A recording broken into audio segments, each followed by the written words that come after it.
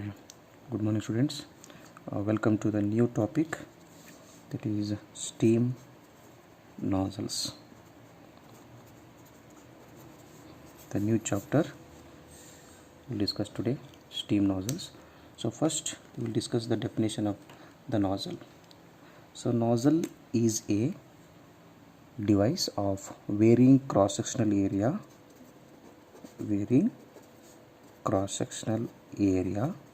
in which the pressure energy of the fluid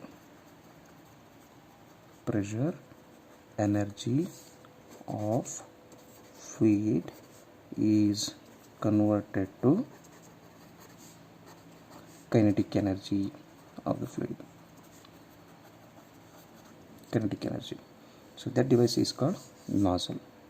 So nozzle is a device of varying cross-sectional area in which the pressure energy of the fluid is converted into kinetic energy. What is kinetic energy? Kinetic energy is nothing but half mv square. So m is equal to 1. So indirectly kinetic energy is nothing but increasing the velocity. It depends on velocity. So pressure energy is converted into velocity. That is, device name is called nozzle. So now we will consider with one diagram. So here this is the diagram we'll discuss. So first we will draw one varying cross-sectional area. So cross-sectional area may be decreasing or cross-sectional may be increasing. So now I will take one component of decreasing cross-sectional area like this. So this I will call it as inlet, section number 1, and this one I will call it as outlet, section number 2. So this is a nozzle. Okay, so what type of nozzle we discuss later in the next topic. So 1, 2. So m1 is mass of the fluid, that is steam, is passing through the nozzle here, and m2 is mass of the fluid which is coming outside. Means m1 and m2, this mass flow rate of steam through the nozzle. H1 is enthalpy of the steam which is passing through the nozzle, and similarly pressure is high pressure and low velocity. So when there is high pressure, obviously velocity will be low. So these are the parameters of the steam at the inlet. Similarly H2 is enthalpy of the steam at the outlet. Okay, now this high pressure and low velocity steam when passes through the nozzle, so high pressure will be converted into high velocity or high kinetic energy. That is the definition of this. So pressure energy of the fluid is converted into kinetic energy. Pressure is high pressure. High pressure energy will be converted into high velocity. Low velocity will become high velocity. High pressure will become low pressure. Okay, this is the definition of a steam nozzle. So once again we will discuss. So nozzle is a device of varying cross-sectional area in which the pressure energy of the fluid, here at the inlet of the nozzle, the pressure of the fluid steam is high. This high pressure when passes through the nozzle, the high pressure will become high velocity, and it will become low pressure at the outlet. So entire pressure energy will be converted into kinetic energy, that is velocity. Okay, so usually the nozzle is insulated so that heat exchange between the nozzle and the surrounding is 0. Okay, so what type of process it is? The nozzle is insulated, that is adiabatic. So through the nozzle expansion process takes place. So what is the name of the expansion? Is reversible adiabatic expansion process. So they may ask you the process in the nozzle is, what is the name of the process? That is reversible adiabatic expansion process. So reversible adiabatic expansion is also called isentropic process. That is, entropy remains constant. Entropy is equal to constant. If the friction is neglected, Friction is nothing but the friction between the wall and the steam. Assume that the steam is flowing like this in the nozzle. Okay, if the friction between the steam and the surface of the nozzle, if you neglected, then it will be reversible adiabatic. Okay, if you are considering the friction, then it is not reversible process, because friction, if you consider, it will become irreversible. Then if you consider the friction, then it is irreversible adiabatic expansion process, then it will not be isentropic. So I will make it clear. When you write on reversible adiabatic, it is ideal case, ideal process, that is friction is neglected. Friction is neglected. So if you consider the friction between the steam and the surface of the nozzle, inside surface of the nozzle, then friction factor rises. So due to friction, there will be heat will be generated. That we will discuss effect of friction in the nozzle later. So when you consider the friction, it is not a reversible process, it will become irreversible process. So it is not isentropic, however, only it is an adiabatic process, but it is expansion process. Okay, now applications of nozzle. So what are the different applications of nozzle, where the nozzles are used? Okay, applications of nozzles. Okay. So in applications of nozzles, the nozzles will be used in steam turbines. The nozzles will be used in steam turbines, and it will be used in gas turbines, and it will be used in fuel injection systems. We will discuss one by one. We will discuss with examples also. Fuel injection system, for example, if you consider a diesel engine, so it will be inlet valve, exhaust valve. So if you consider diesel engine, there will be a fuel injector. Okay, so at the tip of the fuel injector FI, so at the tip of the fuel injector, a nozzle is attached. That nozzle converts high pressure energy of the diesel is converted into velocity, that is high velocity, high kinetic energy. So that high kinetic energy velocity, again atomization takes place inside the combustion chamber. Okay, that is one type of fuel injection systems. And you might have seen in spray painting nowadays, for painting automobiles body, you are spraying that the tip of the sprayer has nozzle, that is spray painting. And you might have seen in sprinkling of water in the gardens, so that is all nozzles are used. But in industry, the main applications is in the steam turbine and in the gas turbines. Now where the steam turbines will be used? Obviously steam turbines are used in steam power plant, that is vapor power cycle. So in the last chapter we discussed the vapor power cycle. So for glancing, I have taken one diagram here. This is a steam turbine power plant. Okay, so the steam turbine plant, you consider the boiler, and this is steam turbine. So boiler produces high pressure, high temperature, superheated steam. Okay, so this high pressure, high temperature, superheated steam, when it passes to the steam turbine, the turbine has some blades internal inside. Okay, so when the steam is passed before to the turbine blades, first it will pass to the nozzle. Here I have shown some nozzles here, you can see here are the nozzles. Okay, so the superheated steam, that is high pressure, high temperature, superheated steam, first enters the nozzle. Okay, so here I have taken one nozzle, just I have taken the zoom area, I have enlarged the area. So here the superheated, high pressure and low velocity steam enters the nozzle. That high pressure steam will be converted into high velocity. That high velocity steam, when hits the blade, the turbine rotates and the shaft starts rotating, and this shaft converted to high pressure energy of the steam will be converted into mechanical energy. That mechanical energy is transferred to generator. Generator converts mechanical energy to electrical energy. This is how in the steam turbines the nozzles are used. So nozzles used for converting high pressure energy of the steam is converted into high velocity. That high velocity steam hits the blades of the turbine starts rotating. Then mechanical energy will be converted and mechanical energy will be produced. That mechanical energy is transferred to generator. The generator will produce mechanical energy to electrical energy. So this is one application of nozzles in the steam turbine.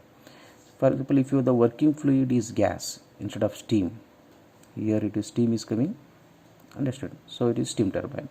If the working fluid is gas turbine power plant. So compressor produces high pressure air, and this high pressure air pass to the combustion chamber.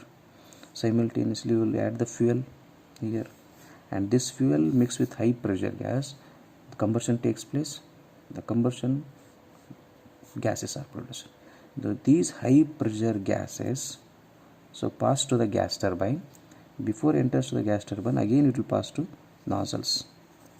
Okay, so nozzles again some varying cross sectional area like this. Okay, so this high pressure gases passes through the nozzle. So nozzle converts high pressure gases to high velocity. This high velocity gases hits the turbine's blades, and blade starts rotating, the shaft starts rotating. So this shaft produces mechanical energy, and this mechanical energy is transferred to generator. Generator converts mechanical energy to electrical energy. So this is the applications of nozzles in different areas. So if they ask in the exam what are the applications of nozzles, we explain these two, and the remaining one fuel injection systems, that is inside the diesel engine we have used fuel injection systems, and spray painting, and the sprinkling of water in the gardens, and in nowadays you can see in washing centers, that is car washing and bike washing centers, at the tip of the pipe they used the nozzles. Those nozzles converts high pressure energy of water into high velocity. That high velocity water hits the surface, dust surfaces, and remove all the dust particles. So this is one applications of nozzles. The next topic is we will discuss types of nozzles. It is an important topic. Types of nozzles. How many types of nozzles are there now? There are 3 types of nozzles. How many types? 3 types. One is convergent nozzle. Okay. Divergent nozzle. And the third one is convergent divergent nozzle. It is combination of both convergent and divergent nozzle. The first we will discuss the convergent nozzle. So convergent nozzle is a device of decreasing cross sectional area. So first we will discuss the first one, convergent. So convergent nozzle is a device of decreasing cross sectional area. Okay, the cross sectional area is decreasing from inlet to the exit, and this is the direction of the steam which is flowing through the nozzle. So convergent nozzle is a device which is decreasing cross sectional area and which converts high pressure energy of the steam into high velocity. Same what we discussed first topic, high velocity, and this will be high pressure. Okay, so at inlet the pressure energy of the steam is high pressure. Here's high pressure steam.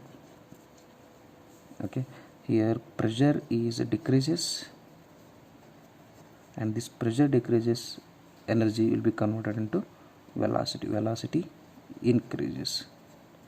Okay, we studied one law of conservation of energy. Energy neither be created nor be destroyed, but one form of energy will be converted into another form. Here energy of steam, that is high pressure energy, is converted into high velocity of steam. This is convergent nozzle. So this is one type of convergent nozzle. And dear students, remember, in the nozzle, the surface of the nozzle will be always insulated. The heat exchange from system to the surrounding is 0 because it is adiabatic process. Q is equal to 0. Okay, and from inlet, high pressure steam, and at the outlet it will be converted into high velocity. They may ask you, what about the pressure? When high pressure is there, velocity will be less velocity, and this high pressure, less velocity steam and passes through the turbine, it will convert into high velocity of and low pressure. Doesn't mean the pressure is 0, pressure will be there, but it will be low pressure steam. And second type of nozzle is divergent nozzle. Second one is divergent nozzle. So divergent nozzle is a device which has increasing cross-sectional area. So cross-sectional area is increasing.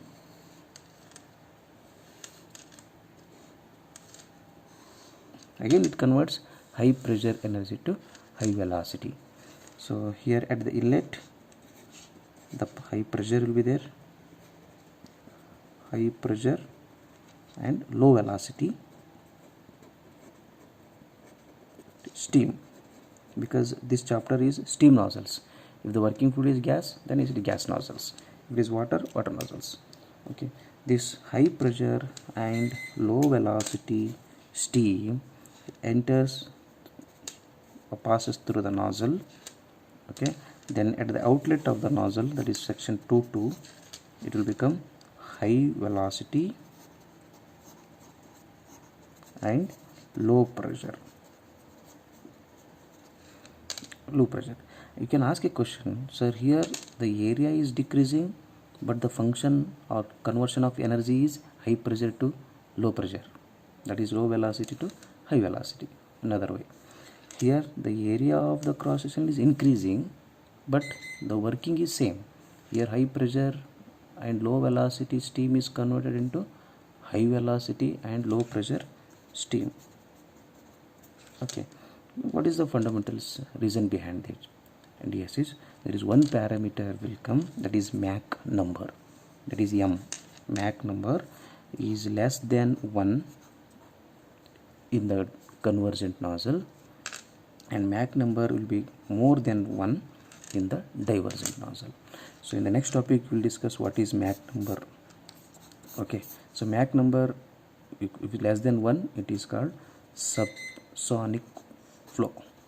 Subsonic flow. If the Mach number is greater than 1, what we will call it as? Yes, supersonic flow. It is called supersonic flow.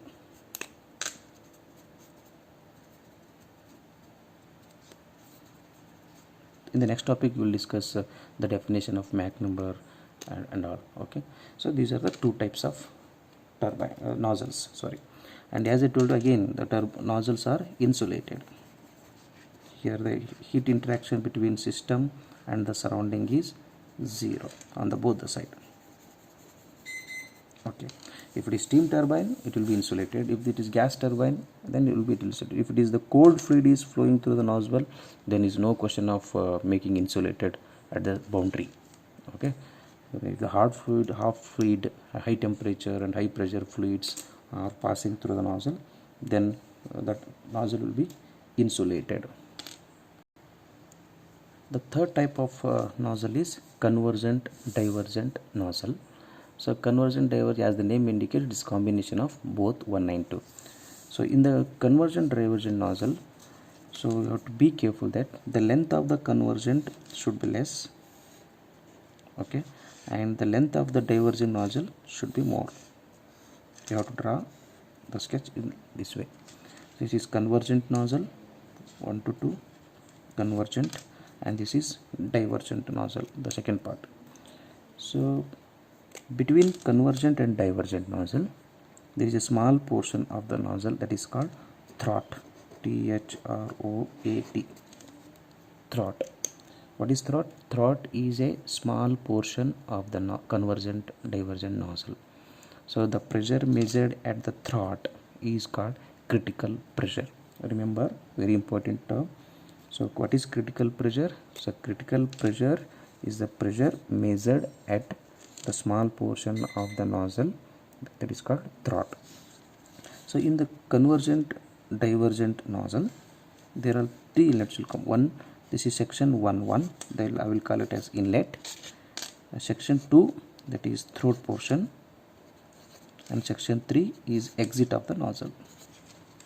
Okay, in the previous these two, the section 2 has become exit.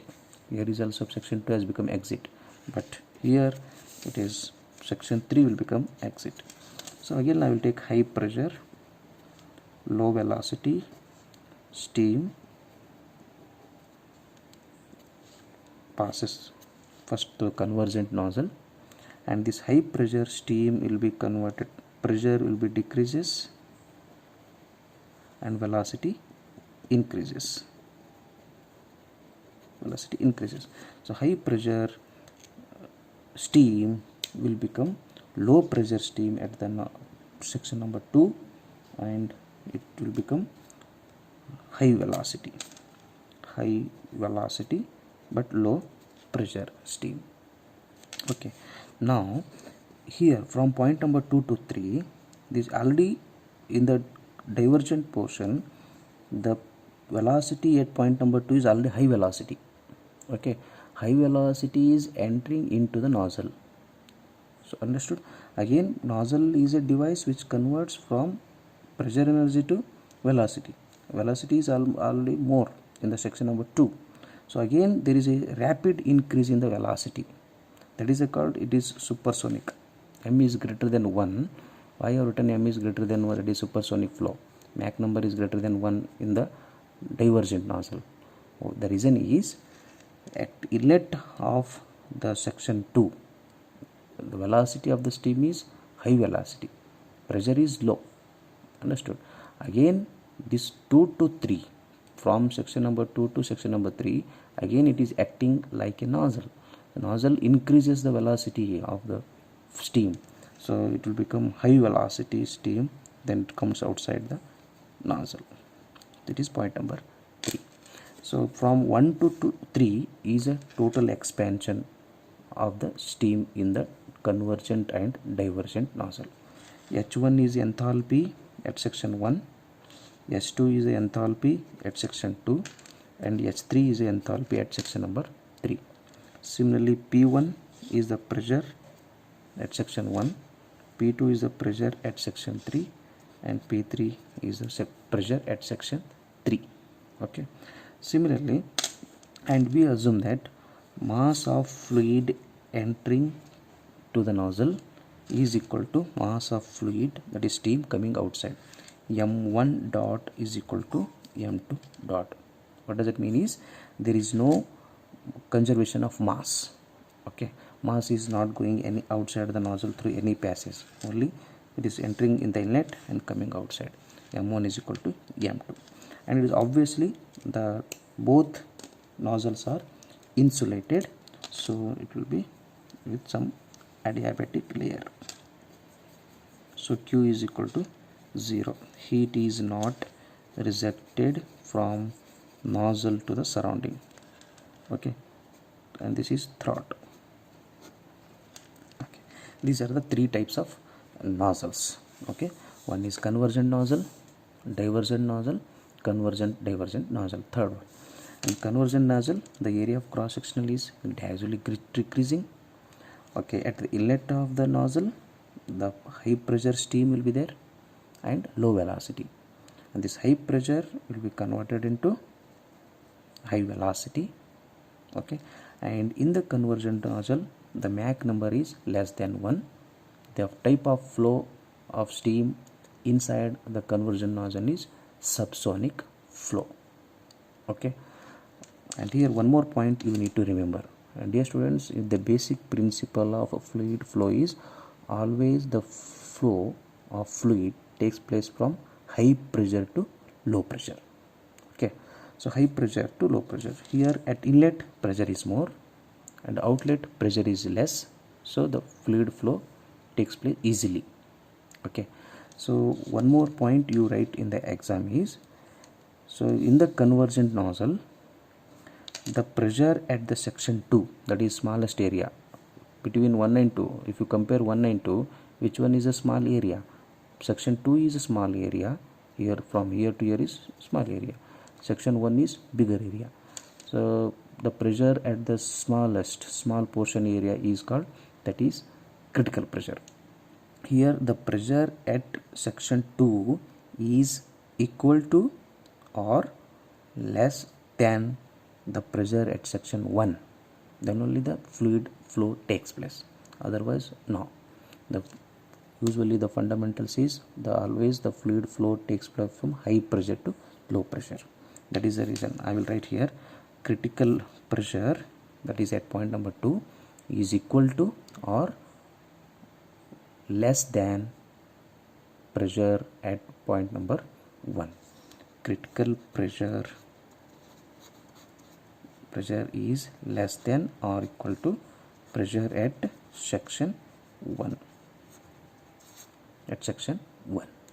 Okay, so but here if you consider the divergent nozzle, here which one is the critical pressure? The pressure measured at the small portion of the nozzle is called critical pressure. So obviously critical pressure is here. Now this is not a critical pressure, this is a critical pressure. So critical pressure should be more or less. In this case the fluid is flowing from 1 to 2. Understood? If the pressure at point number 1, if it is more, then only the fluid flow from one region to another region, from inlet to outlet. So here critical pressure is more than the pressure at section 2. This is called back pressure. Okay, you remember the word back pressure. I will write here back pressure.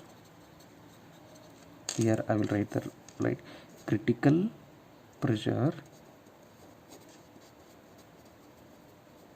is greater than the back pressure.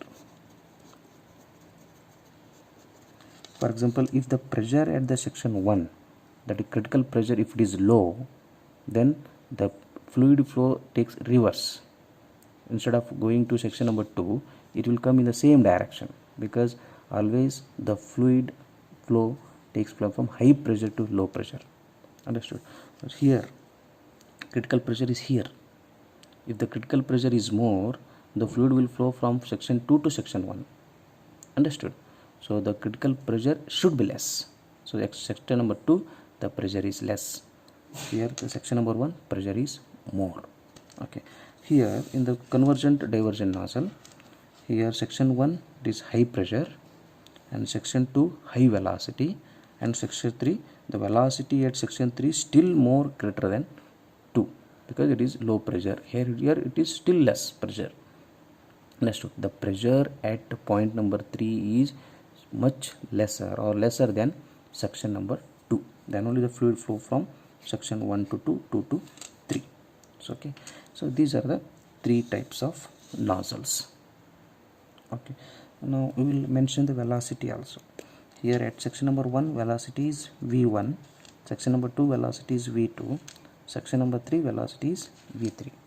And here students, what will write? v1 is less than v2, v2 is less than v3, because velocity gradually it is increasing between 1 to 3. Similarly, if you write for pressure, P1 is more because it high pressure at the inlet. Again P2 is low than P3. P3 is the pressure at the section number 2. It is less pressure compared to 1 and 2. And similarly, enthalpy, H1 at inlet is much greater than compared to H2, and it is again greater than H3. Okay, so these are the 3 parameters.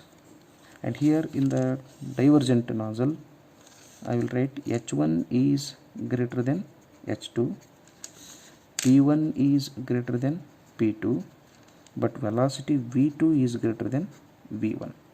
Velocity at outlet of the nozzle is more, kinetic energy is more at the outlet of the nozzle. and here also same thing I will write. H1 is greater than H2,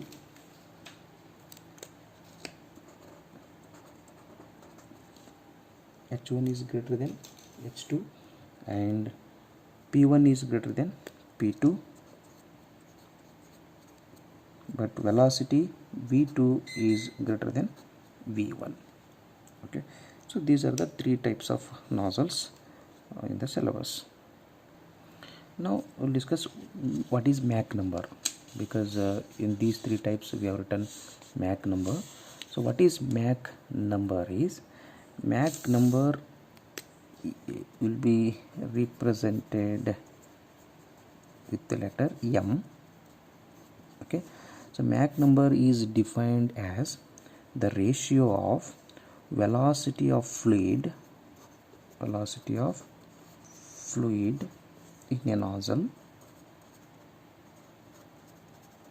Fluid, it may be steam or it may be gas, whatever may be. Okay, ratio of velocity of fluid in a nozzle to the velocity of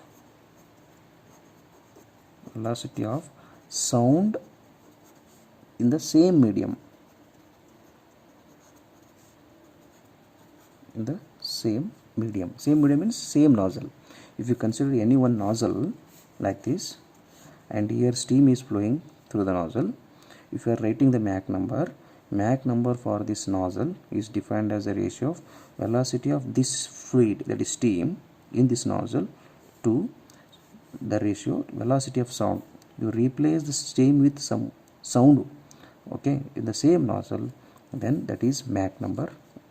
Okay, so Mach number, if it is equal to 1, for example, if M is equal to 1, what does it mean? Velocity of fluid in the nozzle, that is velocity of steam and velocity of sound, if both are same, then you will get 1. So this flow is called sonic flow. If M is less than 1, then it is called subsonic flow. If M is greater than 1, it is supersonic flow. Okay, when the value of M will be greater than 1, here when velocity of the particular fluid in the nozzle, if it is more than velocity of sound, then M value will be more. If the numerator is more, then the left hand side M will be more. So velocity of fluid, that is steam or gas or water, whatever may be, if it is more than the velocity of sound, then Mach number will be greater than 1, then it will called supersonic flow. But it's high velocity. The velocity of the fluid is more than sound velocity, so it is called super. Okay, so if the velocity of the fluid, if it is less than the velocity of sound, then it is called subsonic flow. The fluid is moving with some less velocity, sound velocity is more, so it is subsonic flow. If both are same, then it is called sonic flow. So in the exam, if they ask explain different types of nozzles, so these are the three nozzles you have to explain, and don't forget to mention the Mach number and one more point related to critical pressure. So these are the two important points you must explain in the exam. Okay, so next topic is we will draw the HS diagram, that is enthalpy versus entropy diagram. So to calculate H1 and H2, and dear students, please note down here in the nozzle we have written here H1 is the enthalpy at inlet, H2 is the enthalpy at middle, that is at throat, and S3 is the enthalpy at exit of the nozzle. So to calculate enthalpy H1, H2 and H3, in the previous chapter in the vapor power cycle we have used steam tables. So using steam tables at the desired pressure and temperature, we have taken the enthalpies from the steam table. Here also you can use the steam table and note down the values of H1 at H2, H3 at a particular pressure. The pressure values will be given in the numericals. And there is other method you can solve the numericals is using the Mollier chart, that is Mollier diagram. Mollier diagram is HS diagram, that is called Mollier diagram. Directly you can take the value of H1, H2, H3, without referring the steam table book. Okay, so to solve the numericals, this Mollier diagram, Mollier chart will be used. Okay, now if you consider a convergent divergent nozzle here, now I will explain how to draw curve in the Mollier diagram and how the process will looks in the Mollier diagram for convergent nozzle. You can draw for divergent, for convergent, divergent, as well as both, combination of both. I will draw for this third case, third type of nozzle. It will become easy for you for first and second. And clearly I said to you that in the nozzle, what type of process it is? It is expansion takes place. Okay, the fluid expansion takes place. What type of expansion it is? Reversible adiabatic expansion process. So reversible adiabatic expansion is also called isentropic process if you consider friction is zero or neglected. If you consider the friction between the fluid and the inside surface of the nozzle, then it will become an only adiabatic process, adiabatic expansion process. It is not isentropic, it is only adiabatic. Now to draw the expansion process of this convergent divergent nozzle in the Mollier diagram, how it looks is, okay, so Mollier diagram, or it is also called HS diagram. Okay, and dear students, HS diagram, first enthalpy H will be represented on vertical line and entropy S will be represented on horizontal line, that is S, this is H. So in the previous you have to refer TS diagram. Okay, in the TS diagram what you have taken, temperature versus entropy. This is saturated liquid line, saturated vapor line, both will meet at particular point, that is critical point, correct or not?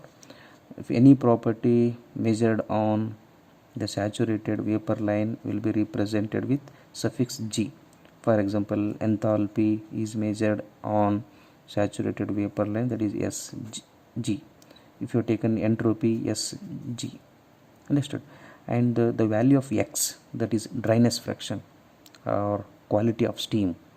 If the value of X is on vapor line, that is X is equal to 1, correct or not? And similarly, when you are taking any values on this saturated liquid line, it is pure water, there is no percentage of steam. So here if you are measuring enthalpy of fluid, that is SF, and SF you have taken. What is the value of X on this line? That is X is equal to 0. Understood? Because there is no percentage of steam, purely it is water. So X is nothing but percentage of steam indirectly. So if you write 1 or 100%. Okay. Now similarly, same process will be represented in HS diagram, that is Mollier diagram. Okay. So in the Mollier diagram, we have to draw one line, that is one curve, that is called dry line or dry saturated line. Okay, this is dry saturated line, and here there is no saturated liquid line. Okay, if the area below this dry saturated line, this dry saturated, all or this is wet region, it is liquid region. Okay, and the area above this curve, dry saturated line, this is our superheated region. Okay, but here in the TS diagram what you have taken, the area on the right hand side of dry saturated line or vapor line is superheated region. This region you have taken superheated, and between these two curves we have taken, it is a mixture of both liquid and steam mixture region. And left side of this curve what you have taken, it is saturated liquid line. And here in the HS diagram, the area below this dry saturated curve is wet region, means the value of x is less than 1. Above, the value of x is more than 1. If you are taking the value of x on this line, is x is equal to, that is 1, that is 100%.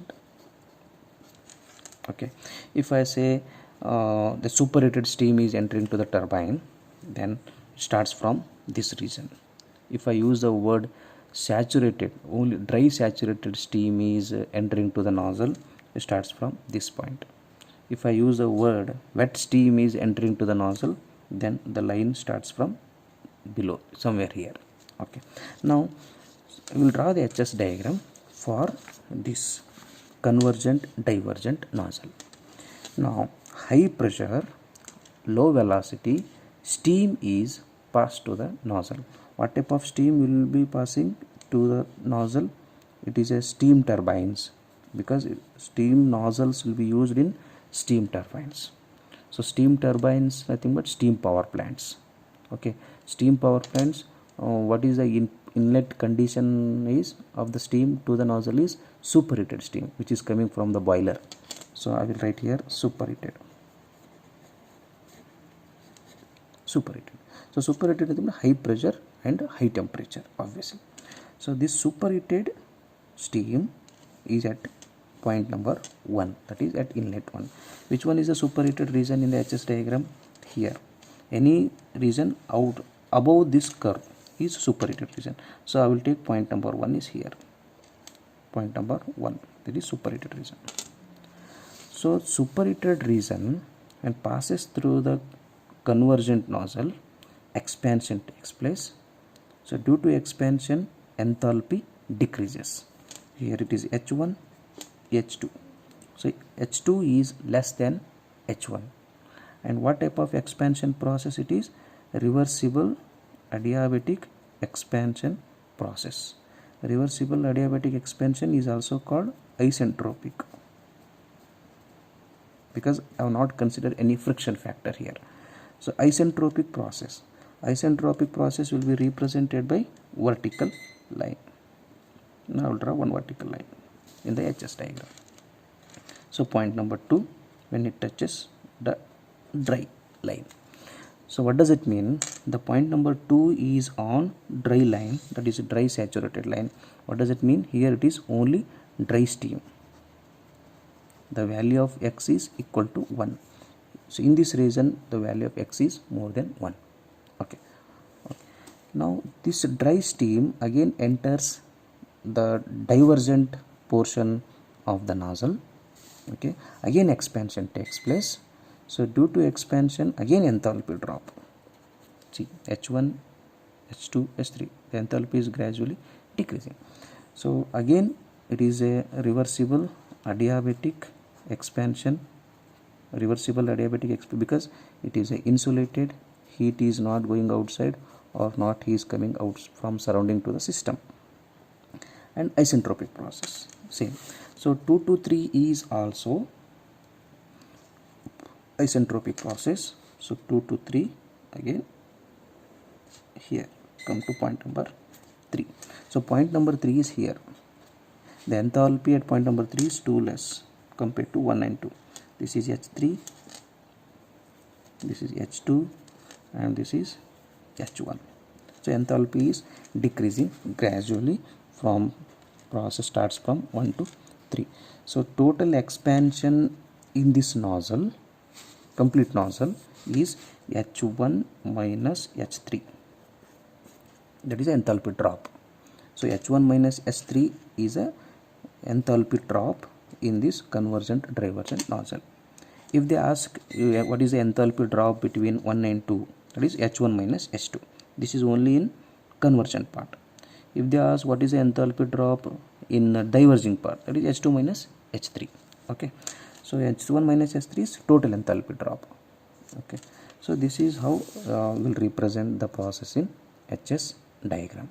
Okay, so if they ask what is the value of X3, quality of steam at point number 3, here it is not steam, it is a wet steam. When steam is coming outside the nozzle, it is little bit some water percentage. So we will draw one curve.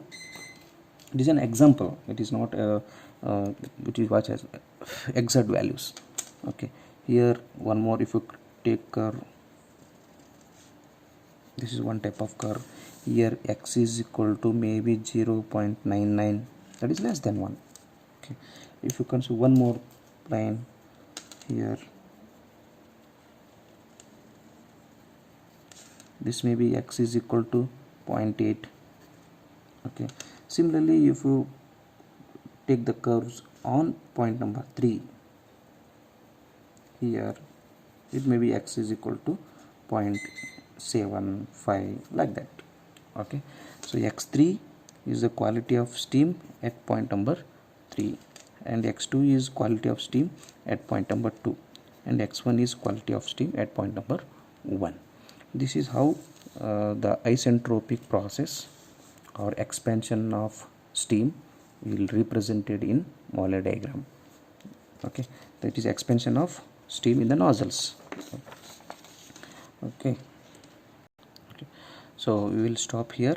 In the next topic we will discuss the derivation, that is determine the velocity of steam at the exit of the nozzle, and one more topic is we will derive an expression for discharge of a nozzle or pressure ratio, that is critical pressure ratio, and one more topic left is effect of friction in the expansion process in the nozzle.